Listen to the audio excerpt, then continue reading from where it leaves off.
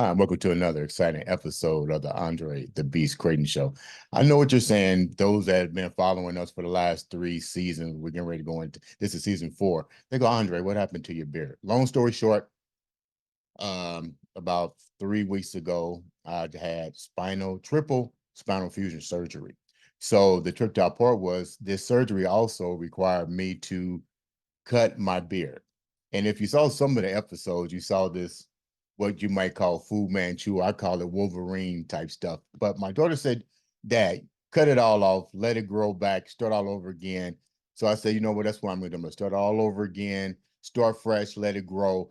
But I also want to make sure as I let people know I'm starting over fresh, the show must go on. And the only way to make the show go on with a fresh start, fresh new beard coming in, is to have a guest who understands what it is to start fresh and to take those skills and those traits and keep moving them forward and play it into the community.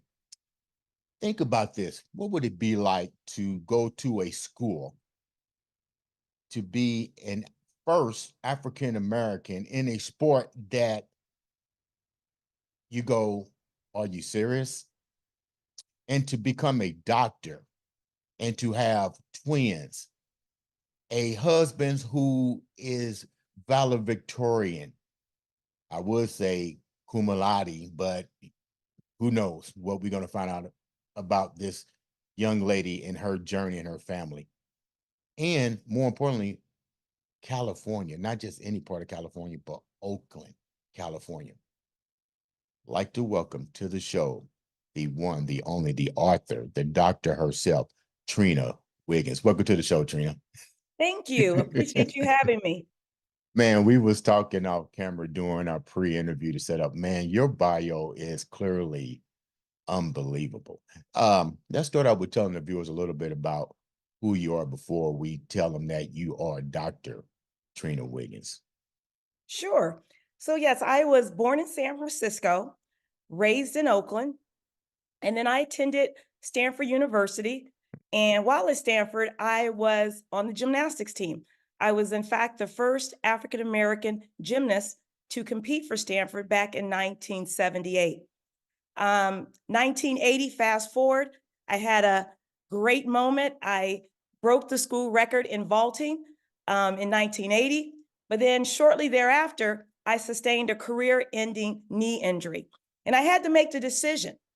Was I going to try to rehab and continue with gymnastics, or was I going to move forward to go to medical school? So I made the decision to put all my energies and efforts into applying to medical school. I was fortunate to get into Washington University School of Medicine in St. Louis, Mhm. where I trained to become a doctor, met my husband of now 39 years, and he's an obstetrician. I'm a pediatrician. And he would always say, tell his patients, I got a good doc for you to take care of those babies. So that was always our running joke. Right. He also played collegiate athletics. He was a free safety for Vanderbilt. And interesting enough, we had the same knee injury the same year. So we Wow. always like, oh my God, how crazy is that? So after medical school and residency, we ended up in Phoenix, Arizona, where Mm. I worked for a federally funded clinic, primarily serving the African American Hispanic community. And it was wonderful because our patients needed us. They needed to see us. There was a certain level of trust, and I felt like I was, serving as a role model for all the Mhm. youth I was seeing to let them know they too can be a physician. And during the visits with patients, I would just not address health issues. We talked about education. We talked about school. What are your plans? Do you plan on going to college? Do you need tutoring? Do you need help? So it was more of a holistic approach, Mhm. not just centered on, okay, you got an ear infection, you got a cough, that kind of thing. What was it like growing up in Oakland for you? Because if you go back a while, you touched on something that was very unique. You was the first African American lady of color to go to Yes, Stanford and yes, compete. Now that's clear here. To compete on a on a divisional scale, what was that like for you? You know what? At the time, when I first of all, when I started gymnastics in 1972, I was telling you about that moment when I witnessed Olga Corbett on television doing her thing. And Right. I said, I have to do this. Um, when I got in the sport, I never, out of all the years I did it, I never saw another Black gymnast ever. Right. So if you look at the news now or pay attention to sports, we have a plethora of Right. African American women representing. And I'm telling you, it brings me so much joy Hmm. to watch them. Hmm. So, but during that time, yes, there was racism within the sport. I remember my parents were going to Arizona for a competition, and you know, by the end of the meet, you know where you've placed. You've done the calculations. Everyone has done the numbers. Hmm. And I remember doing the calculation. I had come in second. It was regionals, but right before the meet ended, they had a emergency judges meeting. And after this meeting, I came in fifth. Holy crap. I mean, What do you think changed? Because that we do that in bodybuilding, but only the head judge calls that. And you know something's right. about to happen with the placement. What do you think happened at that time? You know what? It just felt wrong. And because you know how you perform, Right. and the audience knows how you performed. Right. And it just was not right. My parents were like, my dad especially was like, "Oh, I'm gonna go down there." I'm like, "Don't, Dad. Let's not rock the boat, and we'll just continue." But that's Mhm. one of the hard things about a subjective sport like ice skating, like gymnastics. It's not like my sons. You put the ball in the hoop, you Right. score. You Mhm. know, so it's a difference in that regard. What did you take from that? Did you ever find out why you went from a second to a fifth? I mean, because that's crazy. You don't, from second to fifth is crazy. I mean, Right. did you and your parents talk about it when you got in the car? Because I know you didn't want to, or did your coach come and tell you? Was your coach Black? No, there were no black. I was it. Okay. And it like I said, and even back, just to digress, nowadays you're hearing our gymnasts, African American gymnasts, doing floor exercise routine to black music.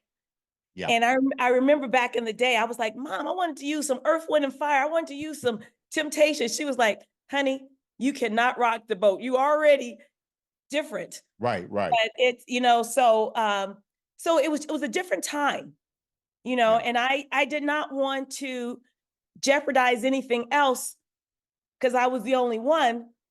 So I just kind of went along with things. What was it like in your household? Your mom, your dad, your siblings. What was it like growing up where you grew up? Yeah. So like I said, I grew up in Oakland. And interesting enough, my mother went to high school with Huey P. Newton. So I grew up Your with mother this. went to school with Huey Newton? Yes. Get out of here. Right. Exactly. So she was a part of that That Black movement. yes. Yeah. And I remember growing up as a child, going to some of the rallies and stuff. And I remember my mom, all of us got afros at the same time. And going to these meetings. So I remember that as a young child. It had to be, man, you're touching me because I can see the movie. I know the Yeah. story. And it's funny that kids today can't really resonate Right. to that period of time, and especially for you being Yes. an African American going to such a prestigious school that really never embrace culture, Right. diversity. What I mean? Right. That had to be, now that you sit back and look at it, it had to be a clear milestone for you to be the one. You know what I mean? It's almost like the chosen. Well, once I got to Stanford, I found out it was a close knit Black community. We Really? Yeah, oh, absolutely. We had organizations on campus, obviously the BSU, we had the Stanford Black Pre-Medical Organization, the Stanford Black Pre-Law Organization, the Stanford Black Engineering Society. So it was all these organizations that were put into place to help you succeed, whether it was for medical, having, what should I say, mock interviews for medical school, MCAT exam preparation, someone to help you choose your classes, old exams on file. Everything was in place to help you succeed, which was tremendous. Now, And who when did this? Was it the faculty, or did the students themselves saw the disarray and a need for change and decided to take this among themselves? And how involved was faculty in making sure that these things were in place once they were there? oh yes, it was a combination of faculty and students Okay. putting these things in place. My mentor, Dr. Woodrow Myers, played a huge role in me, you I know. I, I know I know Woodrow Myers. Yes, I Yeah. just saw him 2 days ago. Okay. We had a summit. The Stanford National Black Alumni had a summit in New Orleans, and I just saw him 2 days ago. But he was instrumental in me becoming a physician. Okay. So I can't thank him enough. I mean, from mock interviewing to just giving you words of wisdom, where to apply, all of that. When you left Stanford, Yes, when did you what made you go? You mentioned that you took your skills and you went into the hospitals that were underprivileged. yes, Um, you could have easily taken that degree and went to multiple places and got the bag. right. But what was it that made you decide to say, look, I'm gonna go into these communities because they need my expertise. I'm not gonna chase the bag. I rather make sure these individuals have role models and a reason to move forward. Once again, it's all about impact. How can I impact my people? How can I give back to my community? Mhm. Okay. And studies have shown people feel comfortable around doctors that look like them. Yeah. So I wanted to provide a service to my people. And I knew that I wanted to give back. Mhm. That's what it's all about. At the end of the day, Mhm. have I helped somebody, and have I served as a role model to our youth? Because we have to, I'm retiring. We have to replace, we have to have more physicians, Mhm. in the African American community. So that has always been my mission, to You give are back. you not to cut you off. You and your husband are both in the medical field, and you Yes. you touched on something that um is curious to me. Uh-huh. It is cool that we relate better with people that we know because we feel we have a common link. Yes. But you've been in the medical field quite some time, in your husband. Do you and your husband and the other medical people that you know, do you somehow feel, how can we address the issue where that particular statement would never be a problem, where we should feel, where the doctor should be able to relate to us no matter what our ethnic group is? Yeah, that's a big topic right now. Is how do we deal with healthcare disparities? Because Right. there a lot of people have unconscious biases. Like, I don't know if you've seen the studies with especially African American women who are pregnant, who may be having pain. They don't see our pain as being the same as others. So less likely to receive pain medication because they think, oh yeah, you're African American, you can tolerate that. So there's, Really? oh yes. So there's a lot of unconscious bias that's going on out there, and we need to educate all physicians, everyone, about what's going on. I can't So believe that somebody in medical school would say, okay, she is a woman of color, she Hispanic, she's Latino. Oh, but you know what? Because of their heritage, they yes, can deal with this. I mean, is that something that and how does that even format? How does that even format to a doctor? that's a good question. It's unconscious bias. I don't think they're doing it consciously, but it's unconscious bias. And we have to address it. And, How do we address it? How do we address it? well, you know what? Interesting. My husband's sitting on a committee with his company, and he's leading that. How do we deal with healthcare disparities? How do we deal with unconscious bias? Right, So when you see somebody and they make a statement such that it's biased, you got to call them out. You okay, can't just say, you know, and let it slide. right. You let's do something different here for a minute. I'm kind of relating a little bit of my experience as a father of a young girl and what it was like for me dealing Mm. with that in the medical field and making sure she had proper care. And I get it. Certain doctors wasn't able to relate to, her care, her Right, treatment. They right, almost isolated it, just like you said. And I got kind of pissed about it because I saw it and I would ask them, how did you come up with these decisions? What were they based on? But even right. more important, during the COVID, when a lot of the kids were dealing with depression, I Yes, noticed that a lot of doctors were not equipped to right. deal with such an issue. How do you guys deal with that now? Because you said you had to stay home and during that COVID, it was a life-changing moment for you as well. Right. So I know during COVID, I've had friends who are physicians. Mhm. One physician in particular from New York, who had to go to the ER. Now he's a doc 3 times because he said he was suffering, but they sent him home with medication. They kept sending him home. Now this is an ER doctor. Oh, He's in the medical field.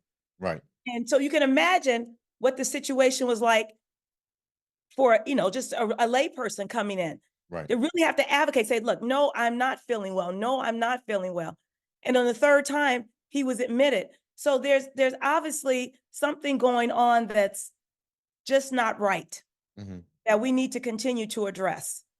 What happened to you during COVID? You did some remarkable things during besides protecting you and your family, you actually went clearly to the right. Tell me a little bit about that journey. Absolutely. So during COVID, I decided to start writing books. Okay. I figured I had this time, and my goal as a physician, I see patients one on one. But Okay. now I said, this is a chance for me to impact the masses, Okay. right? And I can educate people and still be in the business of helping people. Mhm. So my first book I wrote was KISS. That's Keep It Short and Simple for a Healthy, Sustainable Lifestyle. Okay. What was the second book? You wrote This, 3 books. yeah. So the second book, The Sugar Seduction. And then my most recent book that came out this past December 2023 is called The Sugar Attack.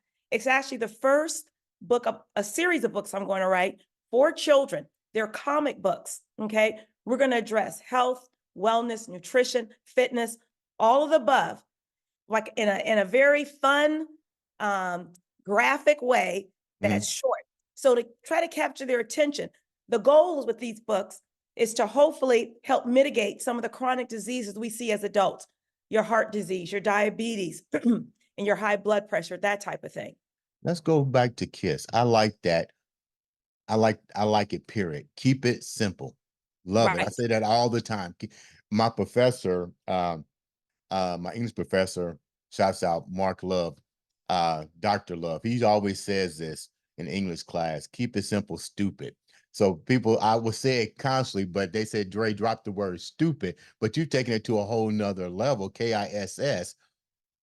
What were you seeing that was not keep it simple going on in your life or that you were seeing around you that led you to clearly write in this particular journal on nutrition? Oh, absolutely. People would always ask me, well, Trina, how do you work out every day? That's such a drudgery. It'll be on their to-do list. Then after the end of the day, it get pushed to the next day. Mhm. And I tell them, I said, you got to keep it short and simple to fit your lifestyle. How I started when I was in medical school, I said, how am I going to continue to work out being in medical school, which is such a time demand. And so what we did the first year, I got a stationary bike, put it in my house, and for 20 minutes before class, I would ride my bike before going to school. And we walked to school. I had a car, but we walked. So it was a 3-mile round trip. So did that. Once I had kids, there was another barrier, twins. How am I going to work out? Well, this is a funny story. I'm telling you, when they were little, I would put that same stationary bike next to my bed. I would breastfeed one child. I had my breast milk in the bottle. He was on the bed in a carrier, and I rode my bike while I fed the kids. I know it sounds strange. When they got older and became more mobile, I converted my living room into their playroom. I put a wrought iron fence around that area, jungle gym. Then I put my office around this area. So that way there was no excuse. So I had to be intentional about fitting it in. And that's what I tell people. My prescription I give people, my personal prescription is 10 minutes 3 times a day or 15 minutes twice a day. The American Council of Exercise tells us we need 150 minutes of moderate physical activity per week. So then you break that down to 30 minutes 5 days a week. Well, I broke it down even further because when things are in small chunks that are digestible, it's easy for people to wrap their mind around 10 minutes 3 times a day or 15 minutes twice a day. And I said, if you can be consistent with that, that's what's important. But our problem is oftentimes we are consistently inconsistent. So I'm just trying to get those people who don't work out, who are struggling, to help jumpstart. And because once you get started and you start seeing results, and I tell people, you may not see outward results, external results right away, but internally, there's a lot of change, good change going on. But Trina, we're gonna. I feel you. I'm a trainer, professional athlete.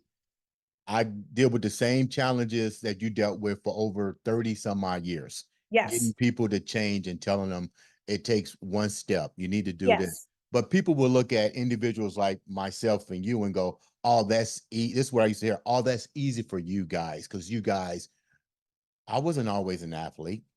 Right. I had to prepare to become an athlete. I had to prepare to become great. It didn't happen overnight. It was one step at a time. But with that said, the number one major stumbling block to get that I found, and you may feel the same way that I had with people, wasn't really getting them to walk. They was able to do that. The most difficult part of that journey was what they were taking in their mouth, not understanding you are what you eat. What's your take on that? Oh, 100%. Nutrition is huge. So my presentation I gave at the summit was about the power of your diet. Okay, using food as medicine. Okay, and I coined it pharmacy, FARMACY, not the regular pharmacy, right? Right. So that's what we discussed. Because food has a purpose. And I tell people, 80% of the time you should eat to live. Okay. And why are you eating something? What purpose is it serving? So we delved into that, but nutrition is huge. And I think if once people understand the purpose, okay, why do I eat blueberries every day? Blueberries help with blood pressure and blood sugar. Okay. So every food, pineapple has a particular ingredient called bromelain that helps with joints and arthritis. And I have that, after tumbling on hard surfaces in the Flintstone era. So so I try to tell people this is good for this. This is why you do this. Why do you do green tea? Okay. Why do you do turmeric and ginger? Well, they're anti-aging, anti-cognitive decline, anti-arthritis. So food serves a purpose. And that's what I try to, educate people about. Why do you think there is such a disconnect? And me and you talked about this off camera. When I first wrote my nutrition manual in 1990, I was definitely way ahead of time. I was probably one of the first to actually take carbohydrates and started to put them in a whole different category, Right. to realize there was not just a starchy carb in this carb, there was also a fibrous carb that was Yes. left out of the food index, and trying to really go deeper into understanding its link with insulin and insulin Right. resistance, because we had a high fluctuation about the around the 80s, no, around the 90s, of insulin resistance with Right. individuals. Yes. Your book, KISS, keep it simple, keeping it simple. What were some of the things that was really, really a must need address moving towards? Because everything you're doing is to prevent long term. Absolutely. Absolutely. So we talked about, um, you know, the importance of fiber and how Mhm. in America, we are woefully have an inadequate intake of fiber. So we Right, talked about fiber. We compared simple carbs to complex carbs, like you talked about right. earlier. We talked about healthy and unhealthy fats. We talked about the saturated fat found in your meats and your cold cuts and your baked goods. Then we talked about the unsaturated fat with the omega-3 fatty acids, with the monounsaturated acids. So I'm trying to educate people, what's a good fat, what's a bad fat, and how they can incorporate that into their diet in a simple way. Mhm. And one of the simplest ways that we can incorporate these healthy foods, from my experience, is via a smoothie. Because I tell people, you're not going to eat a bowl of spinach, a bowl of kale, a bowl of pineapple, a bowl of blueberry. No, you're not. But the gift my mother gave me 20 years ago, the Vitamix, I'm able to create. I've been creating my smoothie for 20 years for my family and myself, that contains all these, healthy ingredients in one. We're in such a busy, hectic society. People don't just have the time they did back in my grandmother's day. Mhm. And to digress a minute, one of the other problems I see, we as a society, when I grew up, we ate out once a week. On a Friday, our family would go out. Now Man, people how much eat out. money did you have? Because we didn't go out at all. Well, well, we didn't go to anything fancy. It was a local Chinese restaurant, or we went to a Mexican restaurant. They were right down the street. That was it.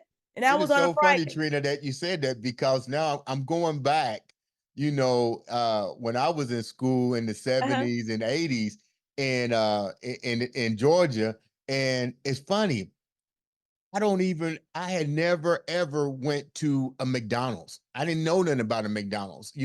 Like you said, Exactly. we had a place called Arctic Bear, and it was Okay. like a, hamburger joint, and you went there and you literally got an ice cream and thing. But it's funny, the generation, now that you talked about it, we did not go out. We No. literally ate at home. We didn't go to the store and buy a whole bunch of candy and stuff. That was not how. No.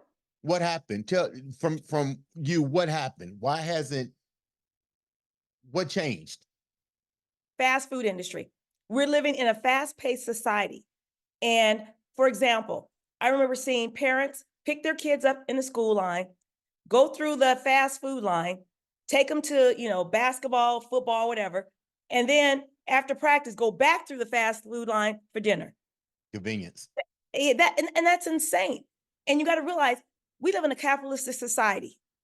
These people are not concerned, restaurants are not concerned about your health. If they had a choice between using lard and extra virgin olive oil, they're going to use the lard. And I had a perfect example. I had a patient right before COVID. They were from, I think they're from Japan. And the dad showed me pictures of the children. They were lean, they were in shape. They'd been over here a year. They had gained 30 pounds. They were unathletic. I'm like, you need to stop eating the American way and go back to what you were doing, Mm. because this is obviously detrimental. So it's the fast food industry. I know one of the ex FDA presidents. Um, he did this dumpster study. What he was doing was, he found out what he exercised all the time, but he wasn't losing weight. He's like, what is the problem? So he went in the dumpsters of all these fast food or, chain restaurants because they wouldn't answer his questions up front. And he looked in there and found all this food that was laden with fat, salt, and sugar, causing us to be addicted, causing us coming back for more, and creating to this problem of weight gain and obesity in our society. So it was just interesting, hearing his story. And once he stopped eating at these restaurants, Mhm. then he started seeing results. The So system would yeah, be like, it appears to me that this is what I've heard. The cliche is the system is designed to keep you sick because sick individuals make money for the hospitals and the world in general. The sicker you are, the more money you're gonna have to pay I in the mean, end.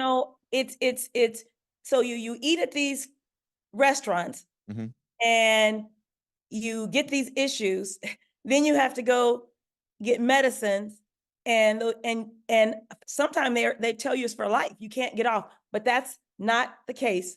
You can change, and a lot of diseases can be reversed, okay, and or at least shorten or decrease the amount of pharmaceutical medications that is required. What are two of you're a doctor, and we're still focusing on the KISS part Right. before we do the other two books. But what are at least two of the illnesses that can be changed through simple changing your diet? Because we know that one of the two diseases that have, where once upon a time it was considered just a minority disease illness, which was high blood pressure, but now we have high blood pressure, we have um sleeping disorders, we have erectile dysfunction, we have mental illnesses, we have tons of things. But what are at least two of the things that if the individual would just take the time to change could have a major effect on them coming off of their medications? Right. I think the two would be hypertension and diabetes. With as far as changing your diet, we know that changing your diet can reverse or even at least decrease the amount of pharmaceutical medications you're on. And like I said, we know that beets are great for blood pressure. We know blueberries are great for blood pressure. When my son, he's played a little bit with the LA Lakers, they utilize Beet Elite. Mm-hmm. And not only does it help with blood pressure, but it also helps with energy and athletic performance. Mm-hmm. So yes, if you were to get with a nutritionalist and sit down and change your diet to more of a plant-based diet. I don't necessarily, even though I'm totally plant-based, I think the Mediterranean diet is what is the ticket because it's the most researched diet there is that incorporates fruits, vegetables, beans, nuts, seeds, whole grains, omega-rich fish like salmon, like Mm-hmm. tuna, mackerel, rainbow trout. So I think that's the best diet. And Mm-hmm. because all those fruits and vegetables and whole grains, they have all these phytochemicals Mm-hmm. that can help fight disease. I often tell people it's like an army analogy. So your body is an army, right? And it has billions and billions of cells. Those cells are soldiers in your army trying to defend you from disease. But you just can't give it any old ammunition. Right. You got to give it the right ammunition. And that ammunition is stuff from our ground, from Mother Nature. Like I said, the fruits, vegetables, whole grains, nuts, seeds. That's where it comes from. Let's go to your second book, Yes. Sugar Seduction. Did I get it right? Yes. Just talk about sugar seduction and what brought that on. Interesting story. So my husband, who was helping me as I read the book to him, he was like, I'm addicted to sugar. What he would do, he would go to Trader Joe's and get these little it's a pretty significant animal tub of cookies. Well, I didn't see them Oh, because, I've seen those before. yeah, yep. And he would hide those in the laundry room because I'm short to a place I didn't really see them. But one day I had to climb up there and get some. I'm like, what are these cookies doing up in here, right? Mm. So he did not realize he was addicted to those cookies. Mm. And he was up, I think his weight was up to at least 250. And he was like, I need to do something. I used to be an athlete. This is not It's not happening. acceptable. So, Yeah.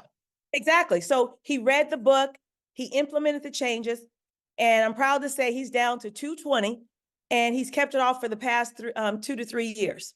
What was some of So the things in that you say that he start recognizing that the carbohydrates or the yes, fructose ingredients that he was consuming was increasing his pancreas, which was releasing insulin related hormones in his body, which yes, later stored into triglycerides in his body. right.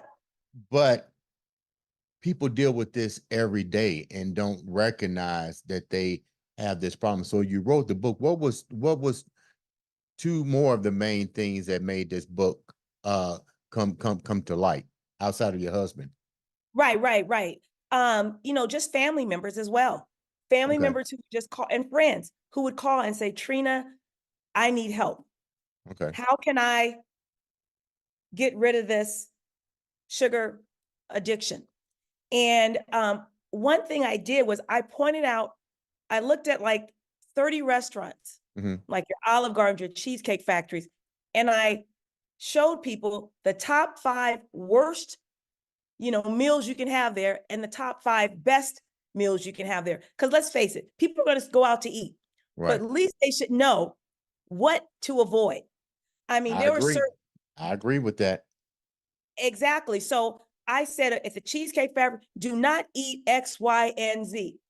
I mean, there were some meals that were like almost 90 grams of sugar.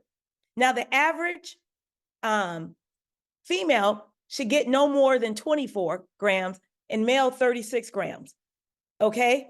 And that one meal had 90. So you've had enough sugar for a whole week. So How it was how does the impact of you're the doctor, but how does the impact of that amount of sugar, what's this impact to male and female and children as it affects the pancreas in its liver in its insulin right. production? Well, the problem is when you are consuming that much sugar Hmm. and the sugar is simple sugar, you having these blood sugar spikes, right? Hmm. And then your pancreas is just on overdrive, working, trying to release the insulin, trying to, get that sugar out of your blood. Hmm. And guess what? After a while, it's gonna poop out. Which Okay. means you're going to have complete insulin Yeah. shutdown, which means you're going to be on Humalog or some type of insulin um, medication. Am I correct? Right. And it's gonna poop out. And it impacts your liver, it can impact your heart. We know it impacts your teeth. It lowers your resistance, your immunity for your immune system. So there's a lot of things that happens and people just don't know. And what you don't know. Right. Um, and so that was the goal, is to say, look, at least start with the restaurants, because as Americans, we eat out a lot. Hmm. And if I can just show you how much sugar is that's in these restaurants, and show you what not to eat and what to eat, then hopefully that could, provide some benefit to your family and friends. You know what's so funny, Trina? Before we Yes. go, I know we're gonna focus on your last book, but this is so funny. We're still talking about that COVID and all the different things that you did with these books. But this is what I found was so funny during COVID. Is I looked out my window and it faces Keystone at the Crossing. So I'm looking out my window. Now remember, the only people that's supposed to be out during COVID is you know, uh what they call them, essential workers. Yes, That's the essential workers, correct. yeah. But help me understand, I never will forget this. It was raining, it was a Friday. Uh the PF chain had a line of people. It was raining in their Yes. car getting food. And I'm sitting there thinking, because what do we have to do during COVID? We can't go nowhere. So I'm Right. sitting there asking myself, the first thing I did was made sure I went to the store. We had so much multi-grain products in our house. We had cans of tuna, we had rice, we Yes. had fresh oranges, I had tons of lemons and limes. we have the essentials, what I call essentials, eggs and so Yes. forth. But I'm thinking, like what you said, the system is so effed up that Yes. they allowed restaurants to stay open and serve people food, which, like you said, more processed food going into these systems.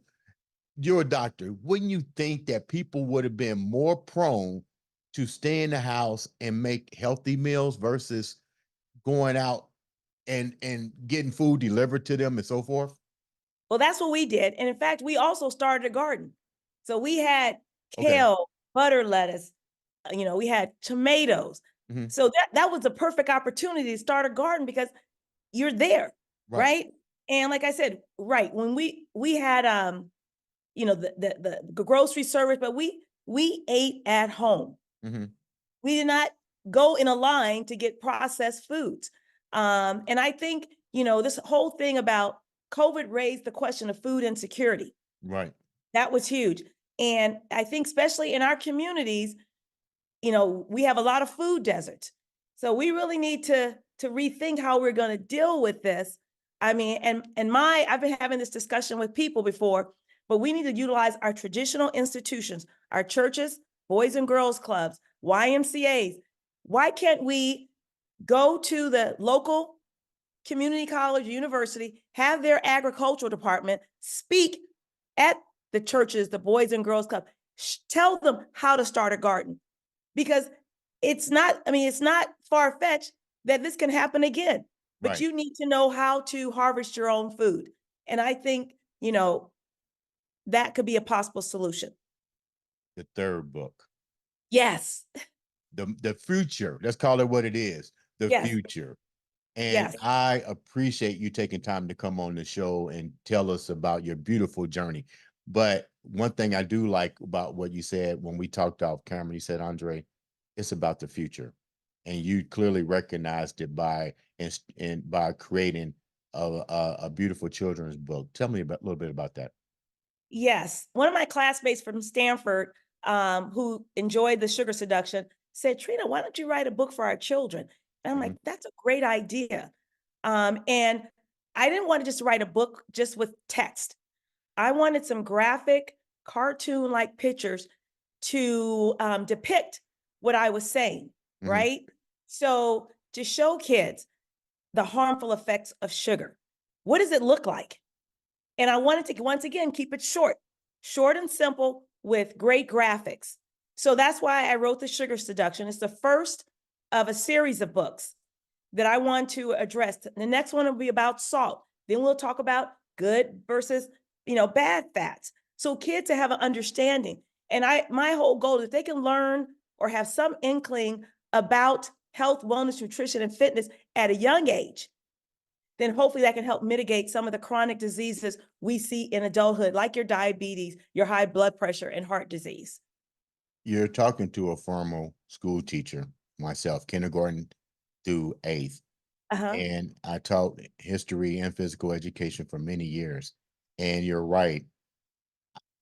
How do we get the school systems across this world to recognize the need to put more focus on nutrition into the physical education department? Because my job was not to embellish or to teach nutrition. However, I saw um, low income kids who had to depend on the school lunches, who Yes. couldn't go home, and the school lunches were not the most nutritionally sound. They were nutritionally sound based on budget.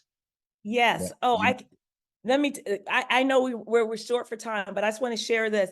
So right before COVID, I always ask a diet history from my patients. mhm, I would say 85% of them, I said, what do they serve you at school here in Vegas? A cinnamon roll. yeah, And I said, what do they serve you for lunch? The overwhelming answer was cheese pizza. yeah, And to me, that's unacceptable. Now, when I went to visit my son in Finland, I went to an elementary school. They had oatmeal and a side of fruit. right. I said, what's wrong with that picture? And I said, there has to be someone overlooking, what we're feeding our kids. But you mentioned getting in the school system. My elementary school, I sent them my book. Now they're using my book Okay, to great. educate the students. And the students get a kick out. They say, "Oh, she went here that many years ago." So yeah, so it's about, once again, it's about giving back. And like I said, I sent books to my high school, to like my elementary school, to my church. So people can become aware of, like I said, the harmful effects of sugar. And like I said, what people don't know, they don't know. And like I called out certain, you know, fast food restaurants that kids frequently visit. Just looking at the soda, if we can just get rid of the sugary drinks, that would be a huge step in the right direction. But I Um, also think it has to deal with the parents, because yes, my daughter had never asked to go to McDonald's. I remember her first time going to McDonald's, she was a junior yes, and she got sick. And right, now when she goes, well, she grew up in a household where, her dad's not going to eat that kind of stuff. But, right, she goes, if she does go, she makes healthy choices. I'm not saying yes, that you can't go to McDonald's. It goes back to what you said. She goes to McDonald's and she'll get a salad. You know what I right, mean? right, right. But Exactly. I made sure that things like candy and cookies and that stuff was not a part of the infrastructure in my home. Right. There were fruits, grains, vegetables, Yes, uh, uh, plenty of salmon, plenty of yes, green beans, rice. I didn't want her to be exposed to that type of style. But I see a lot of parents, as I was raising my daughter, like you said, would just let their kids just eat anything. And I even took it upon myself to make sure I packed her lunch, because oh, I knew what the school was going to serve. every day packed a lunch. One last quick story. My sons were elementary school and they went to a birthday party, went to a restaurant, and my friend called me back. She goes, "Your kids were expensive. They ordered salmon." And and all the other kids order, chicken fingers Yeah. and pizza. We gotta crack up out of that. So yeah. How can the viewers get a hold of you for guest appearances? Your husband, and definitely your two sons. We got to have on the show. They have a beautiful story. Hopefully, they'll come on the show and share. But how can the viewers reach out to you and get a copy of your books? Absolutely. So my website is simple. It's my name, www.trina, Trina, Wiggins, Wiggins.com. My email is also on that site. My Instagram is at trina.r.wigginsmd. And we'll be more than happy. My husband as well. We've done podcasts together, and I'm sure my sons will be more than happy to do it as well. Before we leave, you definitely got that beast mindset. I appreciate you taking the time to come on and share such a beautiful and remarkable story. Congratulations for being the first African woman of color Yes. to attend a major university in the sport of gymnastics. I know that had to be a learning experience now that you look back on it, Yes. and understanding the things that you did, but you paved the way for the next generation. Leave the viewers with something that only you can leave them with. Yes. I think is one thing is a quote. It seems impossible until it's done. And that was by Nelson Mandela. And that resonates with me because when we're going through things or trying to achieve things, doubt enters. You're like, but it will be done. And like I said, just remember, it seems impossible until it's done. Ladies and gentlemen, this has been the one, the only, Oakland's own, San Francisco's own, California's own, Dr. Trina, on the Andre the Beast Creighton show.